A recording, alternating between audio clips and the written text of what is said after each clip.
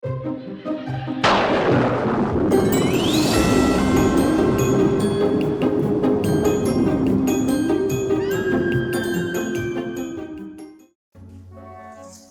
friends, it's Beth Ann, the educated agent with Compass. And this is my regular Why Do I Care market update. And the problem with October is that I have such boring stats, my client has turned into a skeleton. What am I going to talk about this month? I mean, there's a lot of market stats and things happening right now. People ask me, is it a buyer's market?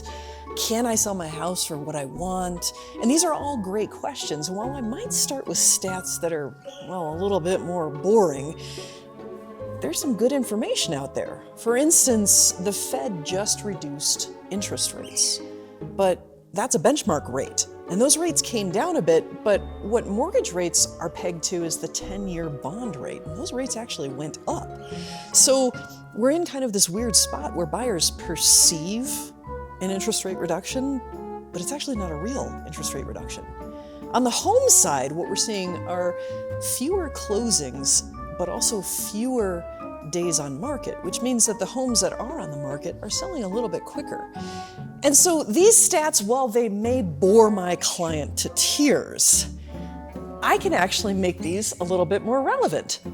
So, if we want to talk about relevancy, what we're going to do is we're going to change these stats and we're going to talk about how it affects my clients. So if I just told you about interest rates, maybe more buyers are coming in the market, regardless of whether it's a psychological thing that interest rates came down.